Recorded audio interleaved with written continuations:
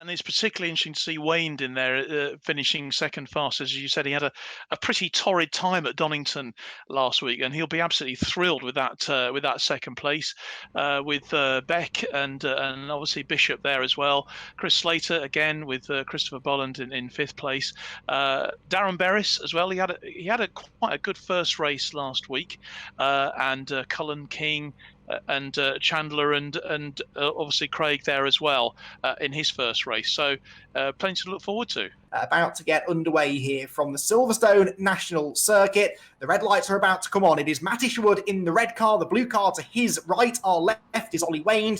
They are your front row men with Rob Bishop and Anthony Beck on row number 2. The red lights go out for away and racing, and Matt Isherwood gets a good start from pole position. He will have the advantage going into turn number 1. Christopher Boland has made a good start from row 3 too. He's challenging there for 4th place as they go 3 wide through Copse Corner.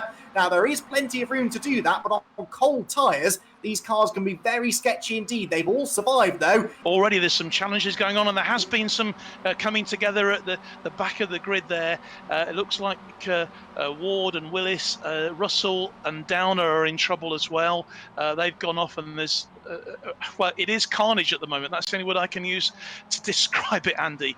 But it looked like there was coming out of the Luffield into Woodcote there was all sorts of action going on. Change for second there. Slater gets past his teammate Ollie Wayne, but Craig Durrant is trying to take advantage of this, goes to the outside through Luffield. Slater is ahead of us. Somewhere to our right is Ollie Wayne, who was second a moment ago, and could now, a corner or so later, find himself down in 4th place. Durrant's got a run on Slater as well, and tries to go to the left. Slater closes the door there in his face. That was risky.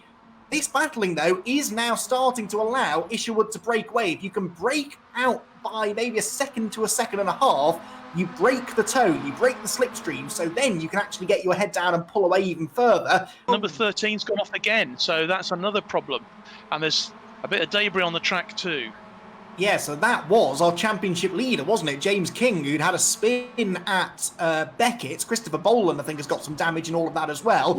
He was already, we're going to see what happened now, I think, to James. So side-by-side battling in front of him, that's Ollie Wayne, I think, was trying to start his fight back up the order, and James King is tapped into a spin.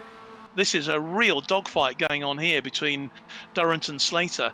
Chris Slater will not be happy that he's been passed, but Durrant is really increasing that lead, isn't he? See the time that he loses on the entry to the corner, gains it all back again on the exit because he took that wide line in, carries more momentum off the corner, and he's got the inside line through Woodcote Corner. Slater back to second place, but I don't think, John, that this is the last time these two are going to change this position. Just wonder whether it's going to give and Durrant's going to go through, and he has done, as they head towards Beckett's and onto the Wellington Straight again. This is really exciting stuff. It's absolutely brilliant. Durrant leads second place then for Slater, with Isherwood right out in front.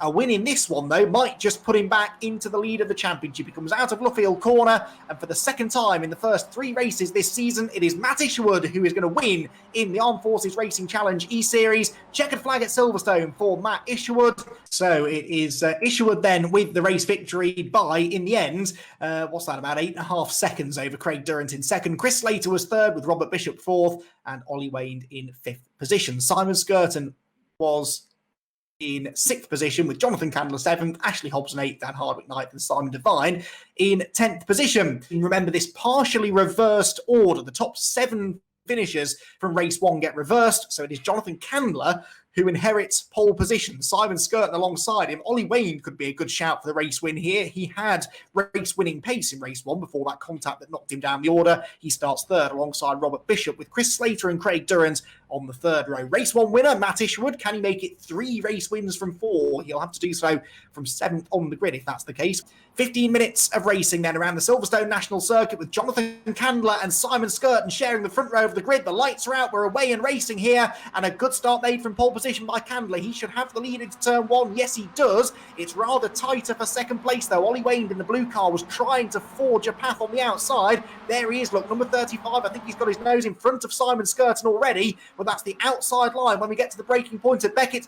Doesn't matter, he's got it made already, and Ollie Wayne is into P2 then. Skirton down to 3rd, 4th place is Bishop, with Craig Durrant, look, the green car already ahead of Chris Slater, having started behind him on the grid. Craig Durrant is flying through the field, he's 5th already, and challenging for a podium place as they head down the Wellington Straight for the first time. Great start from Candler, really was. Although he is now being challenged, isn't he? It's going to be very, very close going into. In fact, a brilliant bit of manoeuvre there has grabbed the lead. Brilliant performance. So Candler has lost the lead already. Yeah, that's Ollie Wayne then. So Wayne has now got himself to the lead, but there's contact further back and a round has gone. That's Durrant, that is. Durrant's gone round at Luffield, so that is a big drama there. Isherwood running strongly here, despite that contact that he had with Michael Clough. He's in fourth, and that could now become third, because Jonathan Candler, you were on board with him as he did it. Candler got it all wrong at Brooklands, and that was the easiest pass that Isherwood has had to make all day. Interesting dynamic here then, because Slater has reeled in Ollie Wayne. Remember, that gap a few laps ago was over a second. It's down to just a few car lengths now, but he's brought with him Matt Isherwood. So here we go then, just over a third of the race still to go, and it's 3 cars absolutely together for the race lead.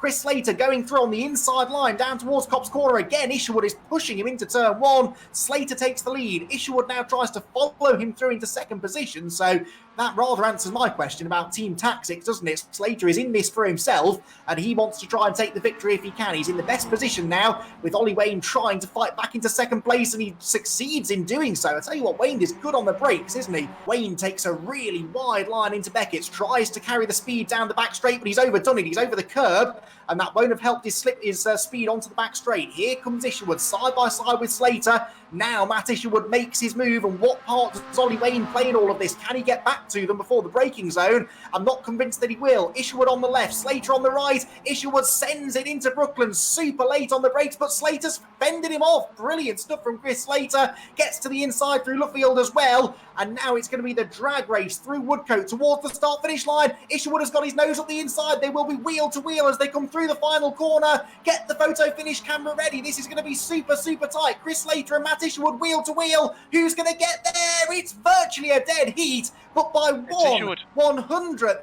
of a second, Matt Isherwood has snatched it at the line, with Chris Slater coming home second and Ollie Wayne third. Well, I have to say, John, I thought when Isherwood made his move down the Wellington Straight, I thought that was his last chance to get it, but he timed the run off the final corner to perfection, and by the very narrowest of margins, it's Isherwood who gets the win. Fantastic. He's slowly gaining, inch by inch, cuts the corner a bit, but that's actually legal in iRacing at that particular part of the circuit, and he just got to the line with, I mean, I say a nose ahead. I don't even think it was that much. 1/100th of a second, according to my timing screen. Well, there is the official margin of victory, 8/1000ths of a second, so it was even less than I thought between Isherwood and Slater.